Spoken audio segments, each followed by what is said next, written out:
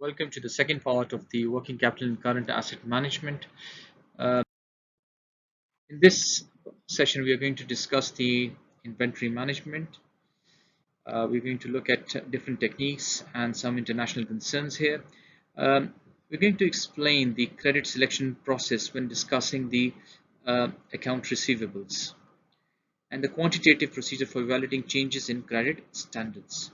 We're also going to look at the procedures for quantitatively considering cash discount changes, another aspect of credit terms and credit monitoring. Let's venture into these learning goals. So there are different viewpoints about appropriate inventory levels commonly exist among firms, finance, marketing, manufacturing, and purchasing managers. For instance, firms' financial managers' general target towards inventory level is to keep them low, to ensure that the firm's money is not being unwisely invested in excess resources, while marketing manager would want large inventories of the firm's finished products. The manufacturing manager want to draw a balance between the finished goods and acceptable quality available at low cost. And then finally, the purchasing managers is concerned solely with the raw material inventory. With these targets in mind, there could be different models that can be formed in order to manage inventory. Now, the basic one is the ABC inventory system. In this inventory management technique, we divide the inventory into three groups, the A, B, and C, in descending order of importance. Importance in terms of dollar amounts. The larger the dollar amount attached to the inventory, the more important it is. And level of monitoring. Obviously, the smaller dollar amounts will be will be in larger quantity, hence lower monitoring will be required. So in terms of definition, A group includes those items with the largest dollar investment. Typically, this group consists of 20% of the firm's inventory items, but 80% of its investment in inventory. So these are precious inventory. Um, the B group consists of items that account for the next largest investment inventory, and the C group consists of a large number of items. So now the items are in large numbers, however, the investment is very small. The inventory group of each item determines the item's level of monitoring. A group items receive the most intense monitoring because of the high dollar investment, and uh, this requires a perpetual audit of the inventory system. B groups are frequently controlled through periodic, perhaps weekly checking of their levels, and C items are monitored with unsophisticated techniques such as two-bin methods. What is two-bin methods? Now, two-bin methods is an unsophisticated inventory monitoring technique that involves reordering inventory when one of the two bins is empty. The large investment in A and B items suggests that the need for better method of inventory management than ABC. So what it could be? There are different methods. However, we will here study economic order quantity model, which is an inventory management technique for determining an item's optimal order size, which is the size that minimize the total of its order costs and carrying costs. These are the two costs that we will study, which is part of the EOQ. So EOQ model is an appropriate model for the management of A and B groups only, not C. So EOQ assumes that the relevant cost of inventory can be divided into order cost and carrying costs. What is order cost? It's a fixed clerical cost of placing and receiving an inventory order, while carrying costs are the variable costs per unit of holding an item in an inventory for a specific period of time. Now, EOQ models analyze the trade-off between order cost and carrying cost. So basically, order cost equals to carrying cost, and we need to find the quantity that minimizes these two costs, which is basically, if you look at from the other side, it's the, if you add it, it's the total inventory cost. The formula can be developed for determining the firm's EOQ for a given inventory item, where S is the usage in units per period. So how many items we use or how many units are consumed. Then O is the order cost per order, then C is the carrying cost per unit per order, and Q is the order quantity in units. Now the order cost is O, which is the order cost per order, multiplied by the usage in units divided by the Q, which is the order quantity. So this will gives us the order cost. The carrying cost is given as C multiplied by Q over 2. Q over 2 is, we use 2 for the average, and C is the carrying cost. Now total cost equals to the order cost plus the carrying cost.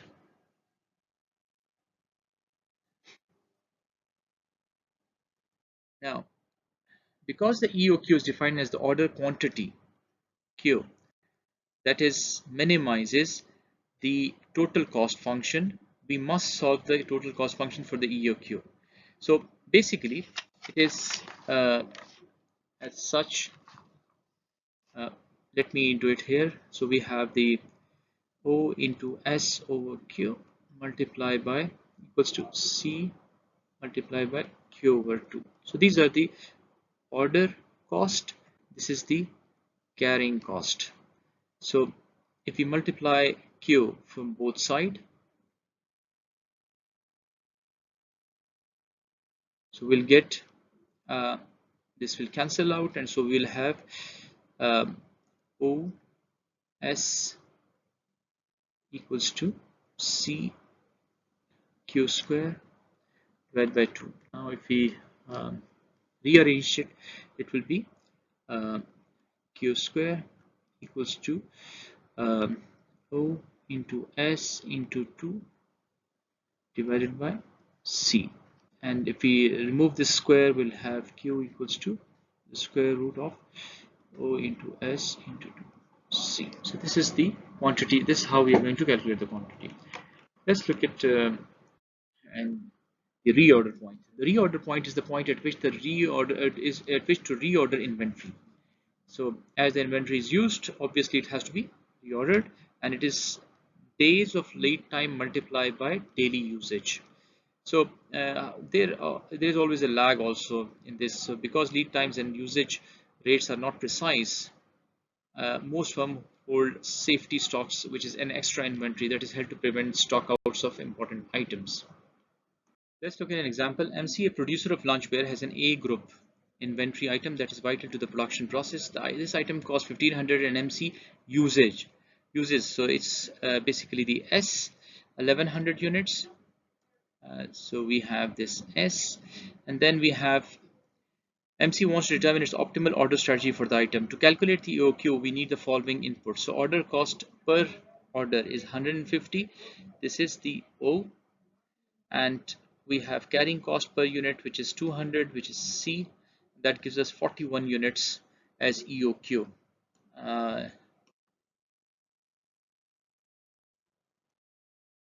The reorder point for MC depends on the number of days MC operates per year. So let's look at this. Assuming the MC operates 250 days per year and uses 1100 units of this item, its daily usage is calculated by 1100 divided by 250, which is 4.4 units. Now if its lead time is 2 days and MC wants to maintain a safety stock of 4 units, extra inventory 4 units, the reorder point for this item is then 12.8 units, which is 2 into 4.4 plus the extra 4 units that we have added here. So this is the daily usage plus 4. Now we multiply by 2, which is because of the days. However, orders are made only in whole units, so the order is placed when the inventory falls to 13 units. So this is, we have 12.8 and we round it to 13 units. A just-in-time inventory system is an inventory management technique that minimizes inventory investment by having materials arrive at exactly the same time they are needed for production. Now, JIT looks pretty straightforward compared to EOQ or ABC. However, there are challenges to work with this system. Because its objective is to minimize inventory investment, the JIT system uses no or little safety stock. This means the risk of not having inventory just in time will be great. So extensive coordination is among the firm's employees, its suppliers, and its shipping companies must exist to ensure the material inputs arrive on time. Failure of materials to arrive on time results in a shutdown of the production line until the materials arrive. So this is a huge challenge. Likewise, a JIT system requires high quality parts from the suppliers and in time. There are other systems that exist. For instance, a material requirement planning system is an inventory management technique that applies EOQ concepts and a computer to compare production needs to available inventory balances and determine when orders should be placed for various items on a product's bill of material. Second is manufacturing resources planning tool. So it's the MRP2 called. It's a sophisticated which almost take care of everything through computer. It integrates the data from numerous areas such as finance, accounting, marketing, engineering, and manufacturing, and generates production plans as well as numerous financial management reports. And the most famous one is the enterprise resource planning, ERP. We all know it's a computerized system that electronically integrates external information about the firm's suppliers, customers with the firm's departmental data so that information on all available resources can be instantly obtained in a fashion that eliminates production delays and controls cost.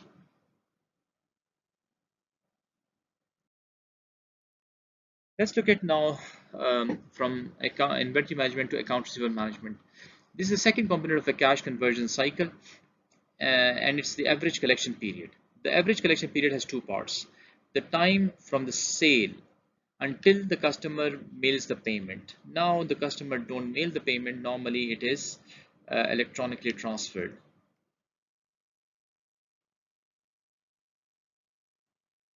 The time from when the payment is mailed until the firm has collected the funds in its bank account. So this two are non-distinguishable given the technological advancement. The objective for managing accounts receivable is to collect accounts receivable as quickly as possible without losing sales and from high pressure collection techniques. We look at it what constitutes high pressure collection techniques. Now, accomplishing this goals encompasses three topics: credit selection and standards, credit terms, and credit monitoring. Let's look at credit selection and standards.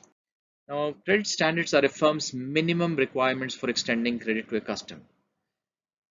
This may include 5 C's of credit, which is as follows: the character, so that the application record of meeting past obligations; capacity; capital; collateral.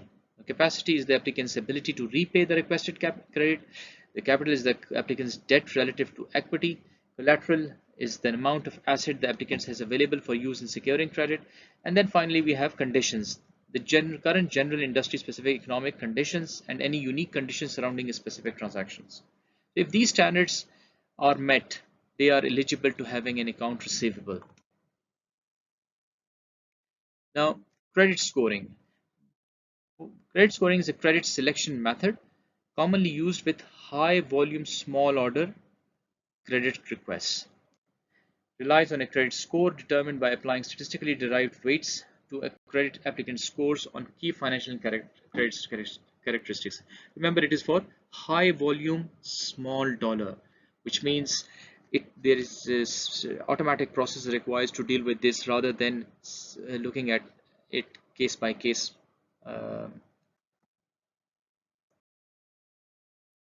Now, when we do have a strategy for accounts receivable, it will have certain impact. So for instance, if the effects of relaxation of credit standards, so if sales volume increase, then we'll have a positive effect on profit. However, we have to look at the accounts receivable part of it.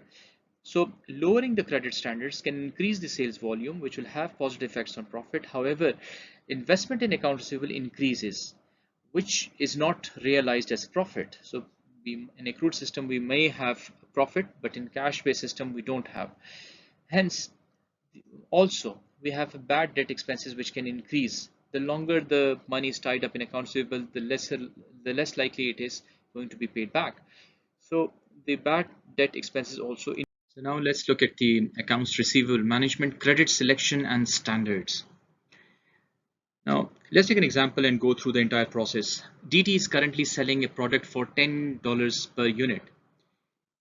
The sales, which are all on credit, for last year was 60,000 units. The variable cost per unit is $6. The firm's fixed costs are $120,000. The firm is currently planning to relax credit standards, which are as follows.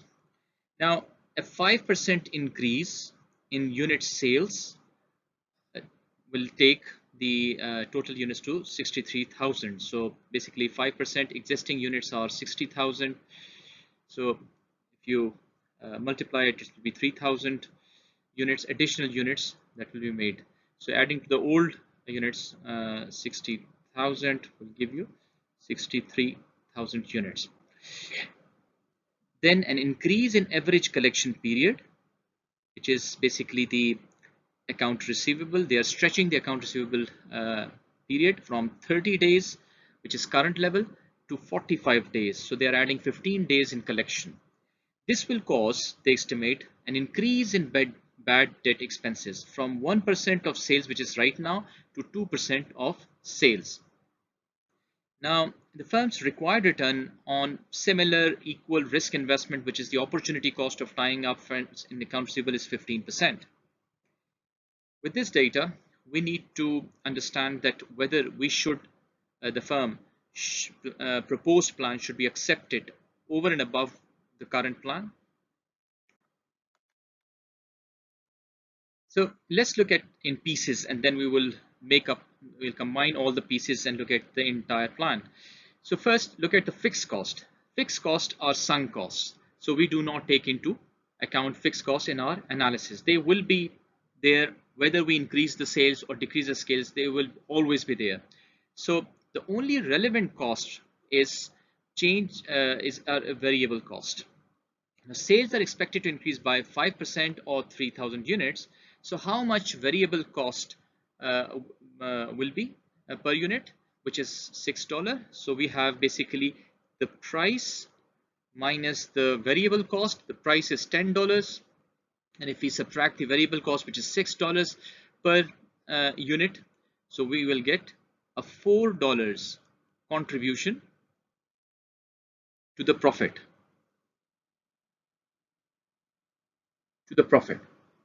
So this will give us a total of $12,000, where 3,000 multiplied by $4 gives us 12,000. The total profit contribution towards the bottom line if we accept the proposed plan.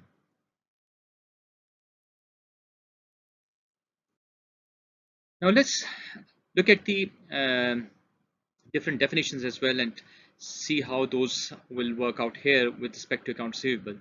So to determine the cost of marginal investment in accounts receivable, marginal means over and above what the existing cost is.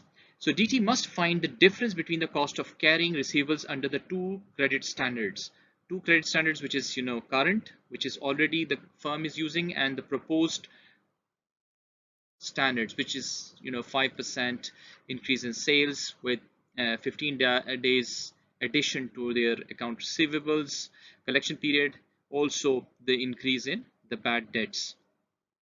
This is the proposed plan standards, while current is benchmark. So because its concern is only with the out-of-pocket cost, the relevant cost is the variable cost. We already discussed this. The average investment in accounts receivable can be calculated by using the following formula. This is what we have already done.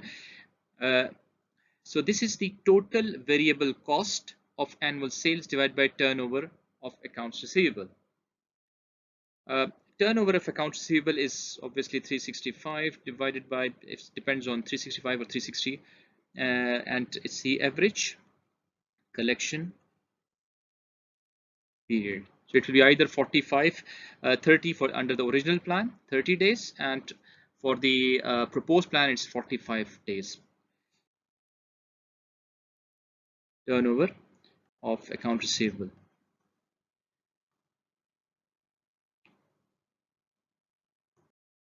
Let's look at the total variable cost of annual sales. This is under present plan will be 6, which is the variable cost, multiplied by the units, total units. Under current present plan gives us $360,000. Now under proposed plan, the cost increases to variable cost increases to uh, 3,000 additional, which comes out to be 378,000. So it's around 18,000, which is increase of 18,000, which is $6 multiplied by the 3,000 units that we tend to increase based on 5% increase in sales. Now look at the turnover ratio, and as we already discussed, 365 divided by average collection period. We go and calculate under present plan. The present plan give us the 12.2, while proposed plan give us 8.1. It's the 30 days, and this is 45 days. So now if we substitute this turnover of account receivable in the average investment in account receivable plan, which is the I'll write it again, average investment in account receivable equals to the total variable cost of annual sales. So I don't have to write it, but divided by the turnover, account receivable turnover. So these values will go here, and the cost we already calculated in the previous slide, which is 360 and 378. So we'll get the answer. Under present plan, the average investment in account receivable is 29,500, and under proposed plan it is 46,667. And it makes sense also because now we have extended, we've increased the collection period from 30 days to 45 days, adding 15 days in the collection, which means we are delaying collecting our account receivable. Hence, the money is tied up in the system. Now, what is the cost of marginal investment in account receivable? So we already know that the average investment under proposed plan is 46. Average investment under present plan is 29. So this is for the proposed plan, and the second part is the present plan. When we subtract, we get a positive figure of marginal investment in account receivable, 17,000. Now, rather than going through all this, we can also invest this 17,000 into the into a deposit account, and we can earn 15% on it, which was the required return for a similar risk account. So if you multiply this, you'll get 2574, which means this is the amount that you will earn on the deposit. So in this case, it will be the cost to us. So the 2574, either you can earn on deposit, or you can invest it and earn on deposit, or you can think of it as a cost of marginal investment account receivable, because this is kind of opportunity cost of not investing in a deposit.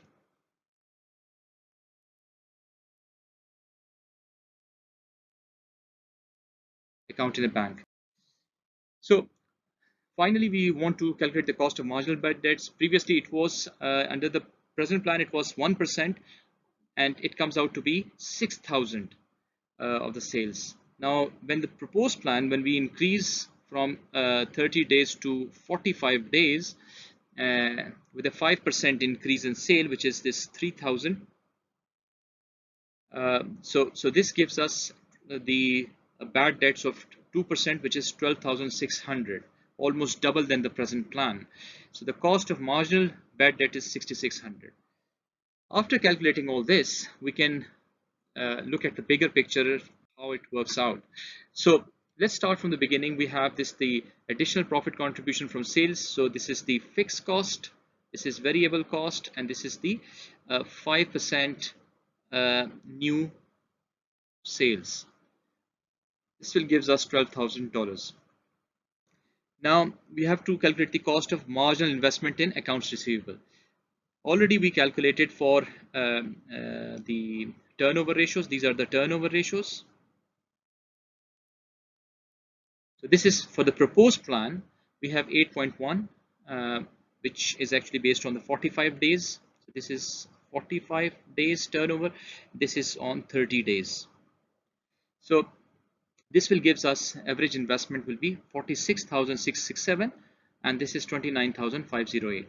So marginal investment in AR is 17,159, which we already calculated. And we see the cost of marginal investment is 2,574. So we can earn this money, 2,574, if we could deposit 17,159 in a bank. So this is considered as an opportunity cost. So cost of bad debts, now we combine it also, and this is 12,600 under the proposed plan, which is 2%, and this is 1% under the present plan. It comes out to be 6,000. So this is 6,600, which is the cost of bad debts. When we combine this together and subtract it from $12,000, we get 2826. So this is the net profit from implementation of proposed plan. Obviously, this is a positive figure, and if it's positive, it means we should go for this, and it is creating, this plan will create a value which will which has to be adopted and accepted. So credit management is difficult enough for managers of purely domestic companies, and these tasks become much more complex for companies that operate internationally. Why that's so? Because of the foreign exchange rate risk that becomes part of that credit selection and standards. It is also due to the dangers and delays involved in shipping goods long distances and having to cross at least 2 international borders. This makes things more complex in managing credit. Now, credit terms have a vital role to play in account receivable. So at what terms the account receivables are offered to the customers, and how those terms can be molded or turned around in order to change how account receivable is collected, or how quickly, or or what would call the delays. So credit terms are the terms of sales for customers who have been extended credit by the firm. A cash discount is a percentage deduction from purchase price available to the credit customers who pays this account within a specified time.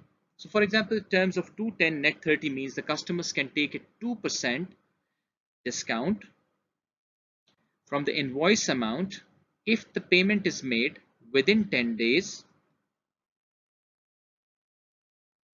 of the beginning of the credit period, or can pay the full amount of the invoice within 30 days.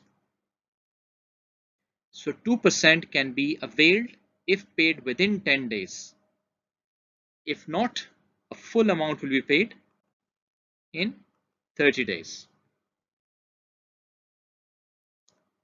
These discounts help attract the customers to avail the discount and pay early. So a cash discount period, it is the number of days after the beginning of the credit period during which the cash discount is available. The net effect of changes in this time period is difficult to analyze. Why? Uh, because there are too many things involved in it at the same time. So let's, for example, if a firm were to increase its cash discount from period of by 10 days, so its credit terms from 210 net 30 to 220 net 30, the following changes would be expected to occur. First is the sales would increase, which also positively affects the profit. Bad debt expenses would decrease, and it also positively affect profit. The third is the most important. The profit per unit would decrease as a result of more people taking the discount, which will negatively affect the profit. So let's look at an example. MC has annual sales of 10 million and an average collection period of 40 days, which turns out, when we calculate the turnover, it turns out to be 9.1. In accordance with the firm's credit terms of net 30, this period is divided into 32 days until the customer pays their payments, and then 8 days to receive, process and collect payments once they are made.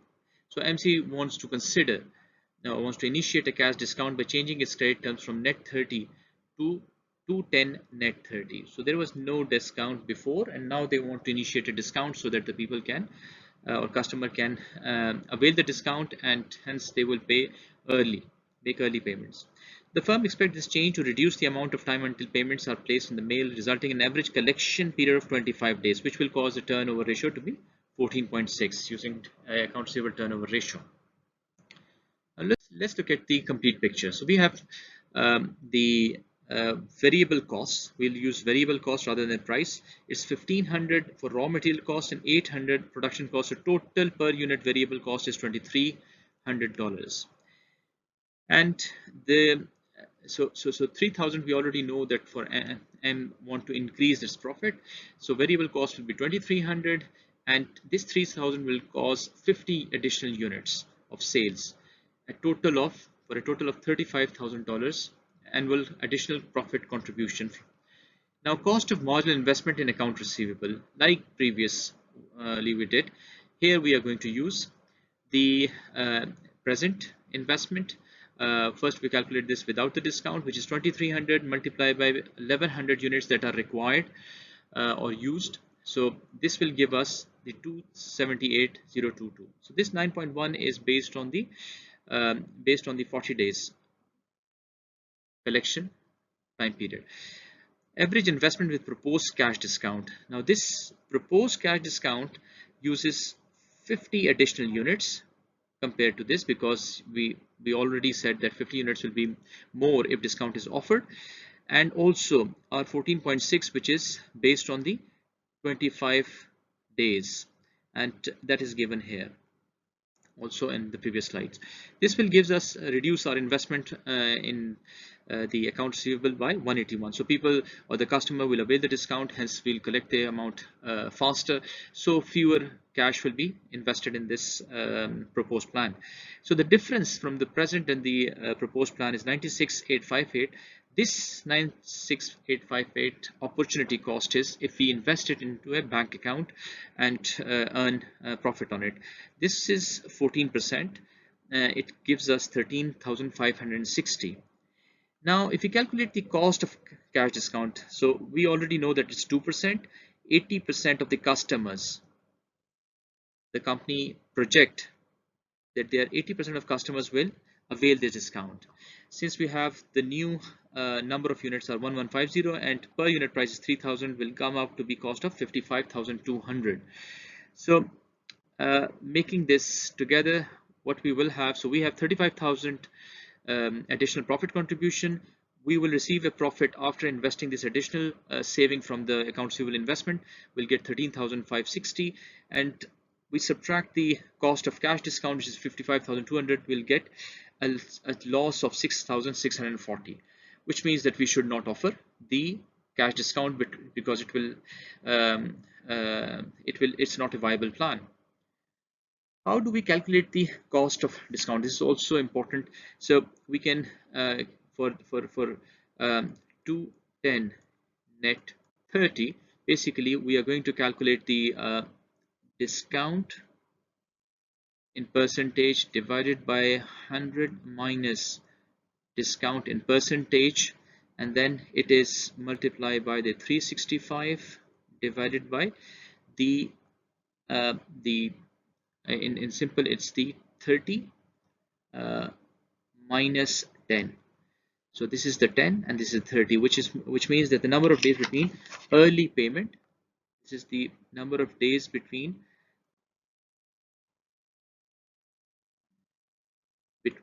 early payment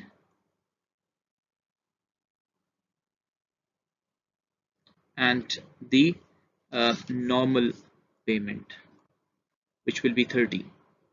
So the difference is 20. If I calculate the cost, it will be 2 divided by 2% divided by 98% multiplied by 365 divided by 30 minus 10 is 20 days. This comes out to be 37.24%. That's the cost of the discount. So the credit period is the number of days after the beginning of the credit period until the full payment of the account is due. This is what we call this 10 to 30 days. So in 30 days we have to make full payment, while 10 is the credit starts. After this you cannot avail the discount, and you will have to go all the way till 30 days to pay back. So changes in the credit period, the number of days after the beginning of the credit period until the full payment of account is due, also affects the firm's profitability. For example, if you increase the firm's credit period from 30 to 45, what should it do? In sales should increase, but both the investment in account receivable and bad debt would also increase.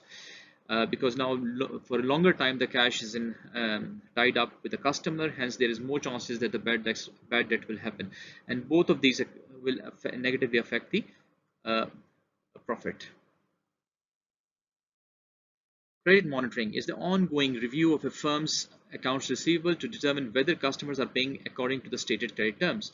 If they are not paying in a timely manner, credit monitoring will alert the firms to the problem. Slow payments are costly to a firm because they lengthen the average collection period and thus increase the firm's investment in accounts receivable. We already discussed this. The distance between accounts receivable and its collection has to be shorter as possible, however, without losing the sales. Two frequently used techniques for credit monitoring are average collection period and aging of accounts receivable. What is average collection period? It's accounts receivable divided by average sales per period. So what it does, the time from sales until the customer places the payment in the mail, and the time to receive, process and collect the payment once it has been mailed by the customer.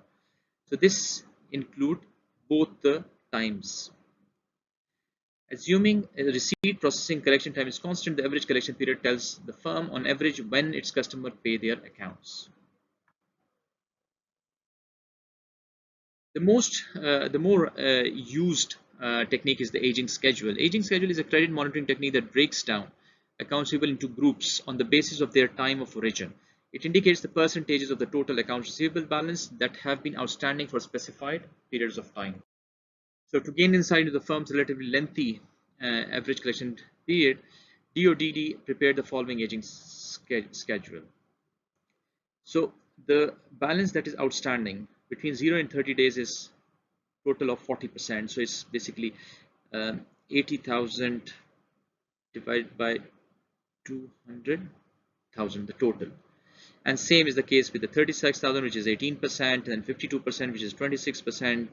And these are the number of days with the range. So these balances fall in these ranges, and we can now see that the most at risk is 0 to 30 days percent of total. The most that we are going to receive is 0 to 30 days, and the most that will go to the bad debt will be over 120 days or 90 to 120 days. These are the most dangerous ones. So how do we collect? So right now these are as before. After the technological advancement, we have emails, calls, or some restrictions or regulatory restrictions that can force the customer to pay. Previously, it was letters, telephone calls, personal visit, collection agencies, and legal actions. So still they are there, but these techniques are more technologically oriented now. For instance, letters are now converted into emails, and telephone calls are normal. Personal visits are not that much normal anymore. Similarly, collection agencies are there, and legal actions can always be taken. So in this chapter, we discuss inventory management. We looked at different views, common techniques, and international concerns. We have also looked at we already explained the credit selection process and quantitative procedure for evaluating changes in credit standards. We looked at the review. We reviewed the procedure for quantitatively considering cash discount changes, the cost of discount, credit terms, and credit monitoring techniques, including the aging schedule. Thank you.